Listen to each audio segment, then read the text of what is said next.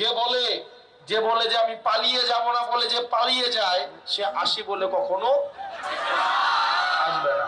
একটা দল রে কেউই পছন্দ করে না, ওদের কথাগুলোকে সবাই মনে করে মুখে যা বলে সবগুলা মিথ্যা বলে। এই দলটা যতই বলুক, টাইম ফ্রেম দিক, মনে রাখতে হবে যে বলে যে আমি পালিয়ে যাব না বলে যে পালিয়ে যায়, সে আসি বলে কখনো আসবে না। ওই দিন শেষে গান আছে না, আসি আসি বলে বন্ধু দেখা যাবে, ওখান থেকে বলবে আসবে বলে নেতা কর্মীদেরকে মাঝে মাঝে বের হবে, ওদেরকে জনগণ ঠেঙাবে, ঠেঙায় জেলে দিবে। আমরা এমন একটা বাংলাদেশ চাই যেখানে এদেরকে বলা হবে, এই শিক্ষার্থীদেরকে বলা হবে তুমি সমাজের নেতৃত্ব হয়ে উঠবা। অথচ আমাদেরকে কি বলা হয়, তোমরা অমুকের পিছনে রাজনীতি করবা, তুমুকের পিছনে রাজনীতি করবা, অথচ নিজের ছেলে মেয়েদেরকে রাখছে বিদেশে। আমাদের একটা মাননীয় শিক্ষামন্ত্রী আসছেন, এই পর্যন্ত উনি সংসদে ক্ষমা চাইছেন, কিন্তু কি পরিমাণ একটা মানুষ সাইকো হইতে পারে, উনি সংসদে ক্ষমা চাইছেন, ক্ষমা চাওয়ার পরে উনি কুমিল্লা সরকারি মহিলা কলেজের শিক্ষকদের উপরে এটার প্রতিশোধ নিয়েছেন। আপনি প্রশাসনের ব্যর্থতা, আপনার নিজের মন্ত্রণালয়ের ব্যর্থতা আপনি কলেজের নিরীহ শিক্ষকদের উপরে আপনি চাপিয়ে দিয়েছেন, এবং আপনি আপনার যেই আইনের আপনার ক্ষমতার অপব্যবহার করে আপনি তাদের এই শিক্ষকদেরকে আপনি পোস্টিং করাই দিয়েছেন।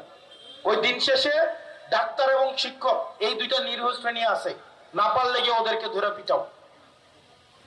ক্ষমতাহীন শ্রেণী।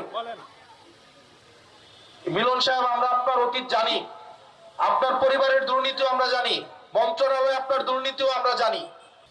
পারবেন কিনা? পারবেন? দেশটা আমাদের, দায়িত্বটা আমাদেরকে নিতে হবে। নেতারা আমাদেরকে প্রতারিত করছে। আমরা ভাবছিলাম কি বিএনপির অনেক নেতা মনে অনেক খারাপ অবস্থায় ছিল, অনেক ক্ষতিগ্রস্ত অবস্থায় ছিল, হয়তো বাসায় বাজার ছিল না, এটা কর্মীদের মধ্যে অবস্থা ছিল, কিন্তু যারা নেতা তাদের ব্যবসাপাতি ঠিকই ছিল। যেমন সংসদের মধ্যে সালাউদ্দিন আহমেদ বলছিল না, কি বলছে, উনার 4টা গাড়ি, উনার 4টা বাড়ি। ওই সময় ছিল যখন উনি শিলংয়ে কি অবস্থায়, গুম অবস্থায়, এবং এই 16 বছরে ওনার সম্পদ 1 টাকাও কমে নাই, বরং 25 গুণ পর্যন্ত ওনার সম্পদ বাড়ছে।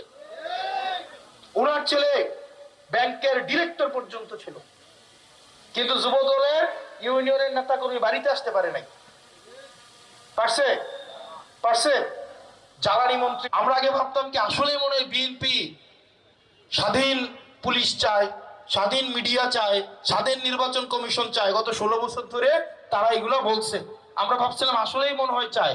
বরং এটা না, তাদের আপত্তিটা ছিল কোন জায়গায়, আওয়ামী লীগ দখল করছে, তারা দখলের বিরুদ্ধে ছিল, তাদের কথা ছিল এটা আওয়ামী লীগ করবে না, এটা আমরা করবো। আমরা তো ভাবছিলাম কি দখলই করবে না, কিন্তু ওদের আপত্তিটা কি ছিল এতদিন, এখন দেখলাম আপত্তিটা আওয়ামী লীগের বিরুদ্ধে ছিল। তারা দখলটা চায়, দলীয়করণ চায়, তবে সেটা হবে বিএনপির নেতৃত্বে।